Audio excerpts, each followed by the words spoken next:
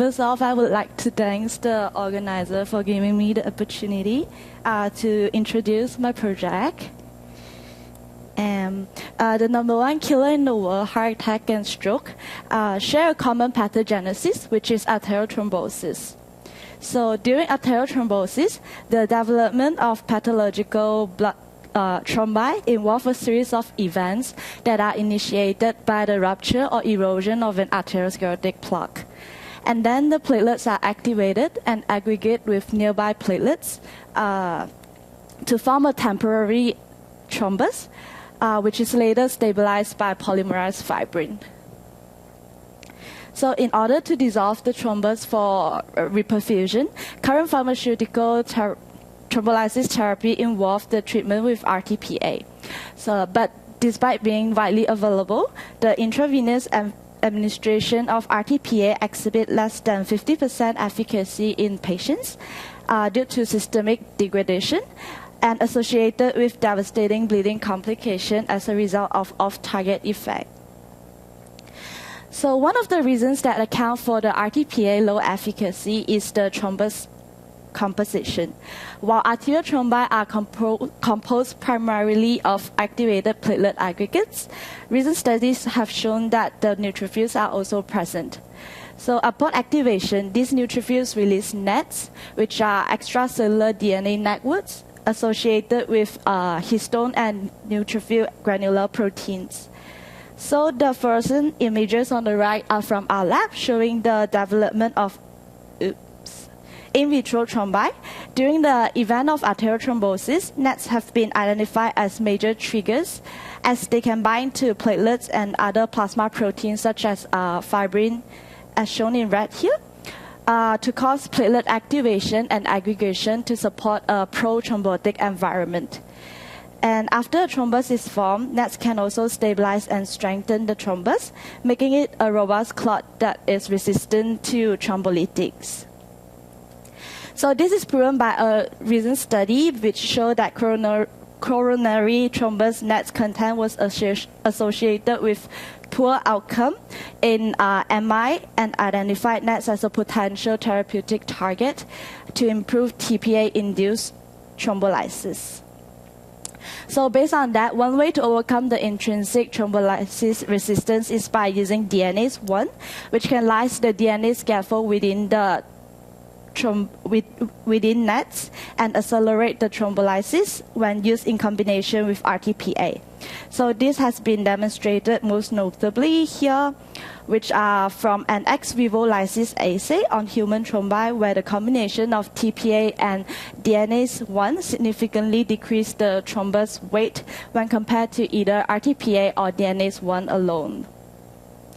So our research team proposed the idea of taking RTPA in combination with DNase 1, which can lyse both the nets and fibrin simultaneously to target the thrombus. So on top of that, this combination of drug will be delivered specifically to the thrombus by platelet-derived decoys. So these decoys are detergent-modified platelets, which are deprived of their intrinsic functional ability, including platelet aggregation and activation, while still retaining the platelet receptor that allow them to bind to the component within a thrombus. So this allows high localization of drug at the site of thrombus, thus increasing the overall thrombolytic efficacy while reducing the bleeding risk associated with free RTPA. So the project is separated into two components, which are the fibrinolytic and the non-fibrinolytic part, which I'm focusing on today. So this is a hypothesis of my project, and the first aim of my study is to develop and characterize the decoys. So to produce the decoys, I would first isolate platelets from human whole blood, and the detergent modified them in order to break up the platelet membrane and remove any intracellular components. And then the decoys would be isolated after a series of centrifugation washing. During the assessment of the decoy receptor profile, I found that there's no significant difference between the decoys and the platelets in the expressions of the receptor, platelet receptor GP2B3A, whereas there are modest reduction in both the expression of GP1B and GP6 in the decoys. So the confirmed retention of these platelet receptors are important as they allow the decoys to be naturally directed to the thrombus. So given that I'll be working a lot with nets, the successful development is crucial. So to do this, nets were generated by stimulating neutrophils with PMA. And the presence of the nets marker, including the extracellular DNA network, the histone H3 and myeloperoxidase proteins were confirmed by confocal microscopy. And for simplicity, I would stain nets with either Hirsch or Cytox green for my following experiments. So given that I've shown that the decoys retain their major platelet receptors, I next move on to assessing whether the decoys could bind to the nets under two conditions, which are the static and flow condition. So the flow condition is better in resembling the physiological condition within the thrombus microenvironment. So it can capture the true dynamics of thrombus formation that are absent in a static system. Under the static condition, the nets were stained in blue, whereas the decoys were stained in red. And on the other hand, under flow condition, the decoys were allowed to perfuse through the green nets under a constant shear rate of 1,000 per second, which represent the typical shear rate of an artery. And looking at both the merged images, we can confirm that the decoys can bind to nets under both conditions. And next, to find out the underlying binding mechanism, I look at the binding of decoys to nets in the presence of inhibitors that inhibit the receptors that were previously found retained on the decoys. Again, the nets were stained in blue, whereas the decoys were stained in red.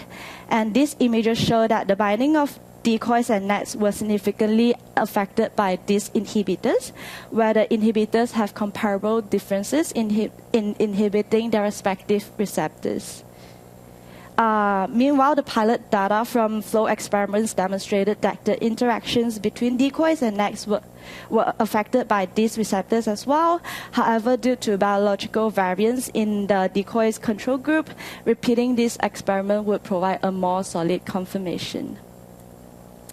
So then I move on to my second aim, where I evaluate the functional outcome of my loaded decoys in terms of net lysis under both static and flow conditions. So before determining the net lytic efficacy of the loaded decoys, I have to confirm whether the decoys could be loaded with DNase 1 using flow cytometry. So on this graph, we can see that as we increase the concentration of DNase 1, the proportion of decoys with DNase 1 positive increase as well. With the concentration from 450 onwards, almost 90% of the decoys were loaded. So given that I've shown that the decoys have the ability to encapsulate DNase 1, I continue with testing the net lytic efficacy of the loaded decoys under both conditions. So for the static experiments, nets were first developed and treated with either free DNase 1 or the loaded decoys for an hour. And although there was still some cytox positive staining of nets, the areas of nets was greatly reduced when treated with loaded decoys, and there was no significant difference between the free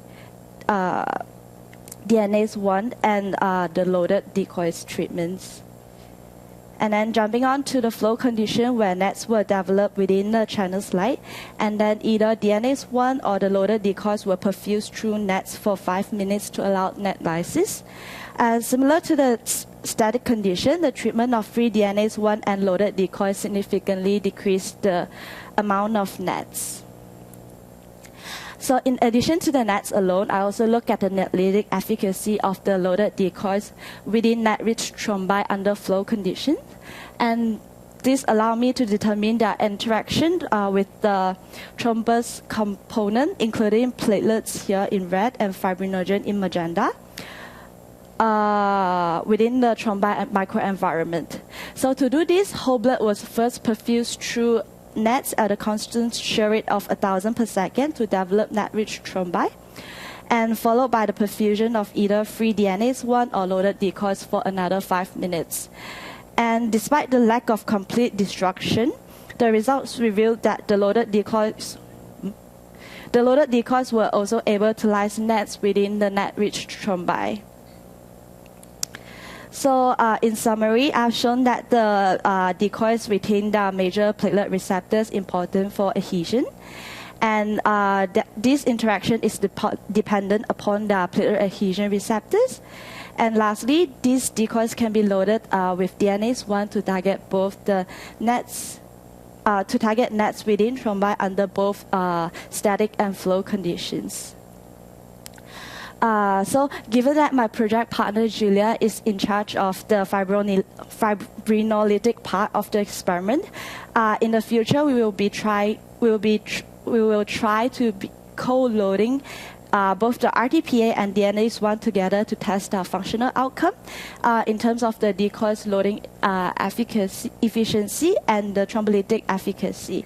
And ultimately, the interaction of decoys with thrombi should be confirmed through in vivo experiment using the well-established intravital thrombosis model.